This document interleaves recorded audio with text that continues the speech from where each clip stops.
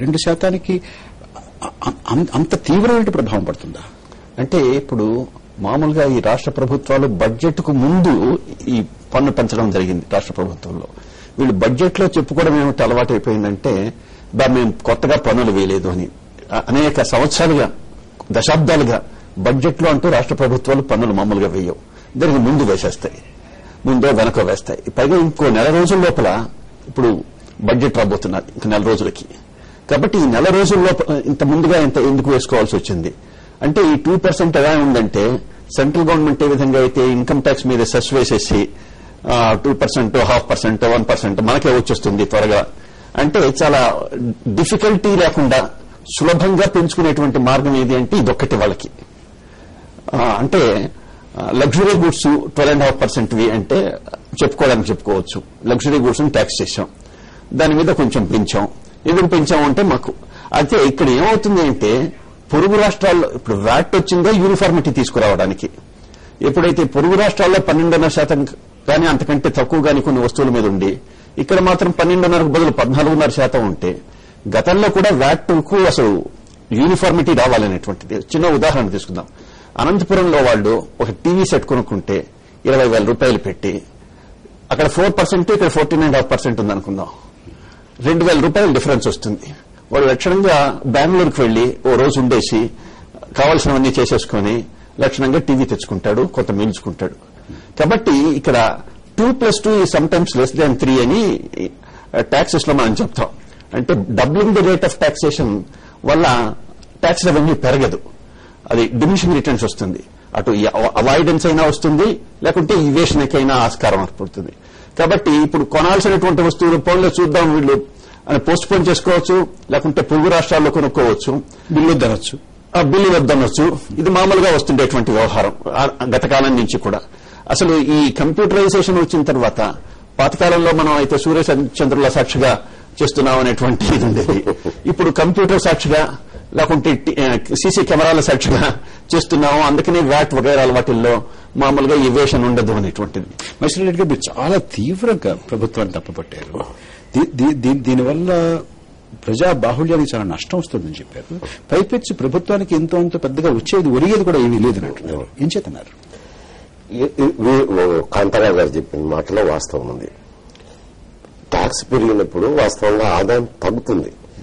పొరుగు రాష్ట్రంలో ట్యాక్స్ తక్కువ ఉన్నప్పుడు కూడా పొరుగు రాష్ట్రాలకు వెళ్లి వస్తువులు కొనే దానివల్ల ఆదాయం తగ్గిపోతుంది. కానీ నేనంటున్నది ఇప్పుడు మొట్టమొదటగా ఇప్పటికున్న పరోక్ష పన్నులే అధిక భారం అవుతున్నాయి. ప్రజల మీద అధిక భారం పడినప్పుడు ఆ భారాన్ని మరింత మోయలేరు.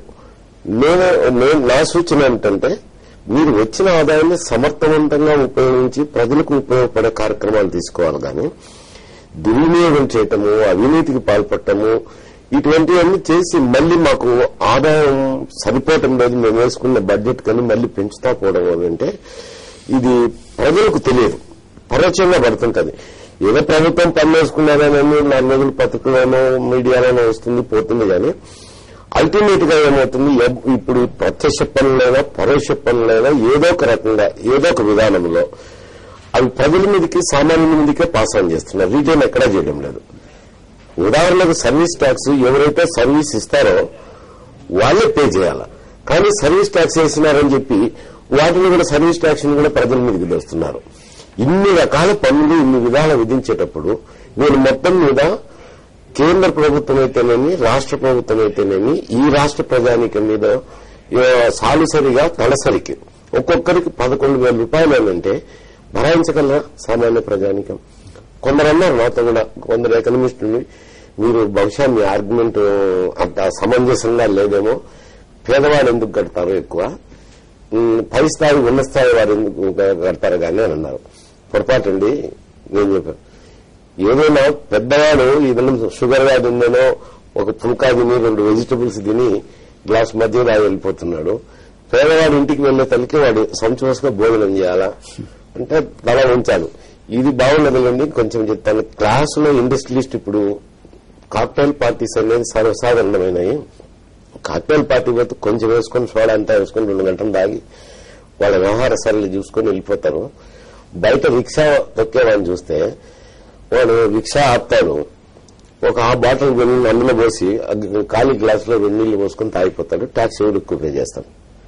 హ్యాట్స్ ఆఫ్ రెడ్డి గారు, మీరు చెప్పింది కరెక్టే.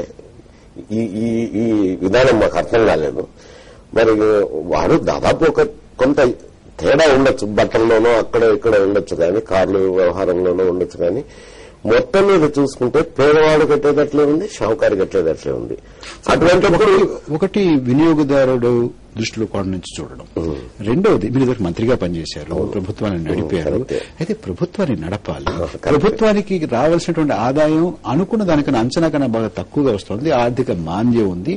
అందుచేత ఇంతో అంతో మళ్లీ కొంచెం పన్ను పెంచి దాన్ని ఆ డబ్బును మనం సరి చేసుకోకపోతే ప్రభుత్వం నడపడం ఎట్లాగనే ప్రశ్న కూడా ప్రభుత్వం నుంచి ఆలోచిస్తుంది కదా. కరెక్ట్, నేను కాదంటాం లేదు. ఏదైనా కానీ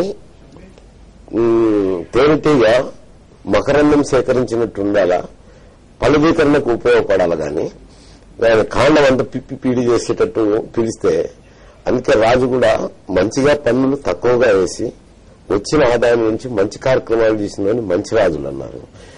ప్రజాస్వామ్యంలో కూడా ప్రభుత్వాలు మితంగా పన్నులు వేయాలి. పన్నులు వేయకూడదని నేను చెప్పడం లేదు, పన్ను వేసే హక్కు ఉంది, పన్నులు వేయొచ్చు.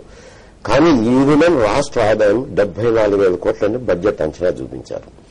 3,000 కోట్లు 4,000 కోట్లు తగ్గుతుందన్నారు. ఆర్థిక మాంద్యం అనేది అది పెద్ద సబ్జెక్టు, మళ్ళీ ఆ విషయానికి వెళ్తే అది మరో ఒక అంశం అవుతుంది. నేను వెళ్ళను కానీ ఈ దినం నేను ఒక్కటే ఈ ప్రభుత్వాన్ని కూడా ప్రశ్నించింది. ఎందుకు ప్రశ్నిస్తున్నానంటే, మీరు ఎన్ని ఎగ్జామ్షన్స్ ఇచ్చారు? మీరు ఎగ్జామ్షన్స్ ఇచ్చిన దానివల్ల మీరు కోల్పోయిన ఆదాయం అంతా, మీరు ఎడాపెడా లెఫ్ట్ అండ్ రైట్ కావాల్సిన అస్మదీయులందరికీ ఎగ్జామ్షన్స్ ఇచ్చేసి ఆదాయం తగ్గిపోయిందంటే ఎట్టయితుంది? ఎక్కడికి వెళ్ళినా ఈ దినం సామాన్య మానవుడు ఆర్థిక మానవుడు మీ దృష్టిలో ఈ 2% పెంచకుండా కూడా ఇంత లోటు లేకుండా చేసుకోవచ్చు. ఇది కొంచెం దీన్ని కొంచెం మరింత లోతుగా పరిశీలించాల్సినటువంటి అవసరం ఉంది. మసీరారెడ్డి గారు, ఒక చిన్న విరామం తీసుకుందాం. విరామం తర్వాత ఈ విషయాల్ని మరింత లోతుగా పరిశీలిద్దాం.